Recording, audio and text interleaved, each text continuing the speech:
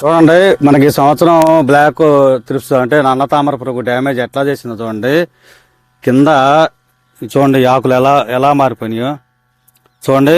ఈ black thrips ఈ కాయ కూడా వచ్చింది. కాయ చూడండి అసలు ఎలా ఎలా ఉంది అసలు.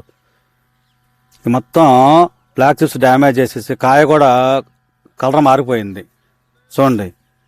ఇదంతా కూడా ఆకులు చూడండి, ఇవంతా కూడా బ్లాక్ త్రిప్స్ డ్యామేజ్ చేసింది. చేలో వెనక గ్రోత్ లేదు, ప్లస్ పూత కూడా ఏమీ లేదు. అలాంటప్పుడు ఏం చేశారంటే మన కంపెనీ సంబంధించి వీళ్ళు ఫస్ట్ వాయాంతర ఆయుష్ వాడారు, తర్వాత వాయాంతర హైపాస్ వాడారు. వాడిన తర్వాత చూడండి ఇక్కడ నుంచి చూడండి మీకు క్లియర్ కనపడుతుంది ఇదంతా డ్యామేజ్. ఇది మనం వాయాంతర ఆయుష్ వాయాంతర హైపాస్ కొట్టిన తర్వాత ఇవి వచ్చింది ఎగుర్లు చూడండి. ఇదిగోండి ఇవన్నీ కొత్తగా వచ్చినాయి, ఇవన్నీ కొత్తగా వచ్చినాయి. ఇదిగోండి ఇవన్నీ కొత్తగా ఎగుర్లు వచ్చినాయి మన చేలో.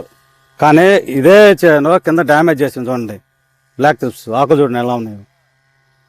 బ్లాక్ త్రిప్స్ డ్యామేజ్ మీకు ఇలా ఉంటుంది ఎక్కువగా ఉంటే. ఇదిగోండి ఇదే మన కొత్తగా వచ్చింది ఎగుర్లు. వాయాంతర ఆయుష్ వాయాంతర హైపాస్ కొట్టిన తర్వాత మీకు ఇట్లా ఎగుర్లు వచ్చినాయి చూడండి. ఎగుర్లు కింద డ్యామేజ్ చేసింది. ఇదిగోండి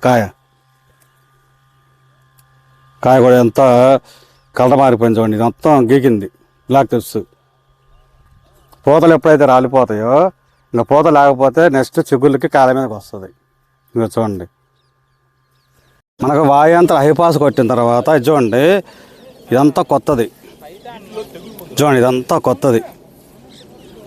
వాయాంతర హైపాస్ కొట్టిన తర్వాత ఈ రకంగా ఎగుర్లు వచ్చినాయి, పూతలు వచ్చినాయి చూడండి. కింద డ్యామేజ్ అయింది, కింద ఏం లేదు అసలు, కాయ లేదు ఏమి లేదు. ఇక్కడ నుంచి మనకి పూతలు వస్తున్నాయి.